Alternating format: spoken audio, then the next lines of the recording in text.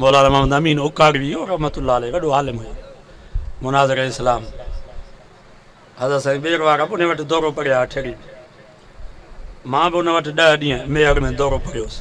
उन हिकिड़ो वाक़ियो लिखियो आहे उकाड़ में कादियानियुनि जो ॻोठ हुयो पोइ उते असांजी जमायत जलसो रखियो कादियानी ताक़तवर आहे ज़मींदार हुया थाणे ते उन्हनि जी पई हले असांजो जलसो करणु न पइजनि उन इलाइक़े में हिकिड़ो धाड़ेल रहंदो हो नूरो हुयो धाड़ेल पर मुवाहिद हुयो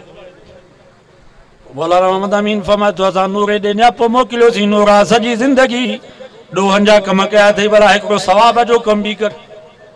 ख़त्मे नबूअत जो जलसो आहे कादियानी असांखे जलसो करो नथा ॾियनि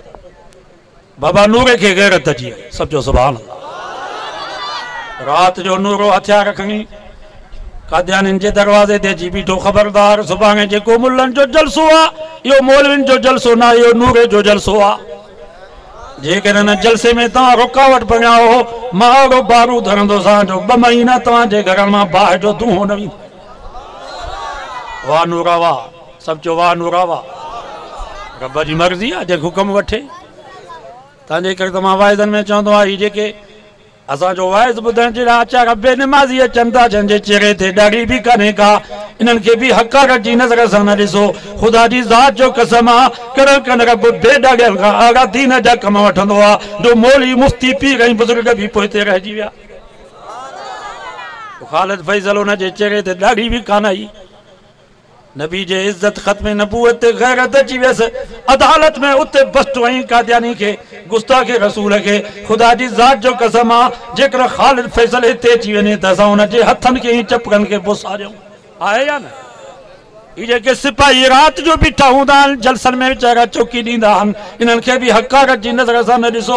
कॾहिं कॾहिं रब इन्हनि सिपाहियुनि खां अहिड़ा कम वठंदो आहे जो मौलवी बुज़ुर्ग पीर बि पोइ हिते रहिजी विया मां तव्हां खां पुछां थो मुमताज़ कादरी केरु हो सिपाही हो गवर्नर खे बस्ट हुई चई भली जान वञे बच्चा वञनि जेल वञा न छॾींदोसांसि ख़ुदा जी मर्ज़ी आहे जंहिंखां कमु वठे कंहिंखे बि घटि न सम्झो ये जेके क्लेशनियूं खयूं पिया था घुमनि हिनखे घटि न सम्झो इंशाअल्लाह करे करे या क्लेश नबी जे इज़त जे लाइ इस्तेमालु थी बाबा नूरे जी धमकीअ असरु कयो मौलवियुनि खे चयईं त तव्हां जलसो कयो जेकर जलसे में रुकावट थी त पहिरियों जान मां ॾींदुसि मां साइड में वेठो आहियां पोइ मौलाना मोहम्मद अमीन फरमायो वॾो जलसो असांजो थी वियो ख़त्म नबूअत जो असां खुले आम कादियानियुनि जा अक़ीदा माण्हुनि खे ॿुधायासीं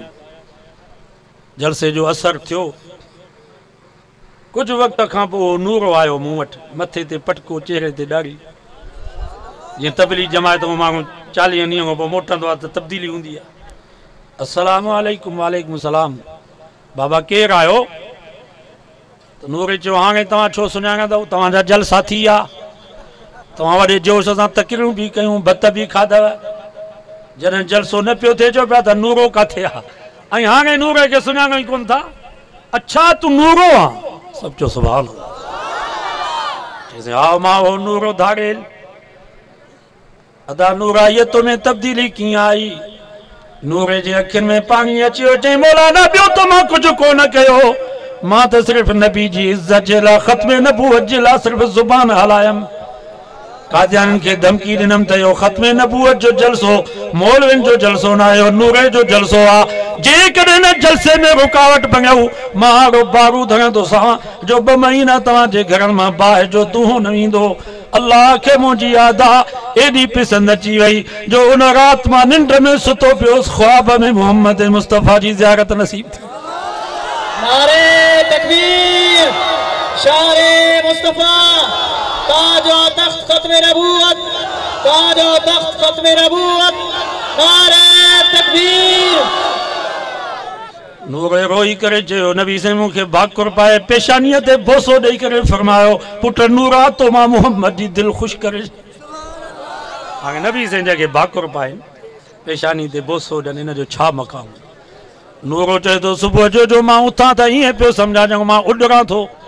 जेके बि जिस्मानी रूहानी बीमारियूं गुनाह सभु विया हलिया रोई वही मस्जिद में किरम रब के जम या अल्लाह अज नूरो जंगल जे जिंदगी खां तौबा थो करे अज खां बाद नूरो पूरी जिंदगी तुझे नबी जे सुन्नत जे मुताबिक गुजारींदुसि तुझे नबी जी इज्जत ख़त्म नबूवत जो दिफ़ा कंदुसि। हाड़े होया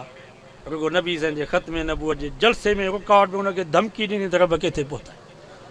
अॼु वाइदो कयो त असां पाण में खीर ऐं खंडु थी रहंदासीं असांजा दुश्मन ये कादियानी मिर्ज़ा असांजा दुश्मन नबी जे गुस्ताख खे न छॾियो झगड़ो हुन सां ऐं जॾहिं बि आलमनि ऐलान कयो मौलाना फज़ल रहमान त इस्लामाबाद अचो नबी जी इज़त जे लाइ ख़त्म नबूवत जे लाइ त कड़ा आहिनि जेके चवनि था असां उलमा जे सॾ ते इस्लामाबाद नारे तकबीर नारे तकबीर जमीयत उलमा इस्लाम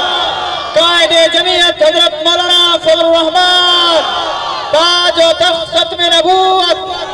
कादियानिन ते लानत कादियानिन ते नारे तकबीर। जॾहिं बि आलमनि जो सॾु थिए त अॼु दरगाह कराची लाड़काणे इस्लामाबाद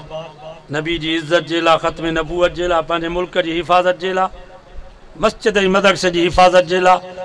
सभु अज़म कयो त इंशाअल्लाह असां हुते पहुचंदासीं। ॿियो को अमल कोन्हे मन हिन अमल जे सदके क़यामत जॾहिं माफ़ी मिली वञे ऐं अहिड़ा जलसा थियनि हिते कचे में त शरीक थींदा कयो जीअं अॼु आया हो ऐं अज़म कयो त इंशाअल्लाह पछाड़ी ते वेहंदासीं। अल्लाह से को दुआ आहे अल्लाह ताला जन दोस्तनि जी महिनत करे दीनी प्रोग्राम रखियो अल्लाह उन्हनि जे महिनत खे हिम्मत खे जज़्बे खे ताउन खे ख़ैरात खे रब क़बूल फरमाए उन्हनि जे ज़िंदगी में सेहत में रिज़्क़ रोज़ी में अमल साले में ईमान में औलाद में रब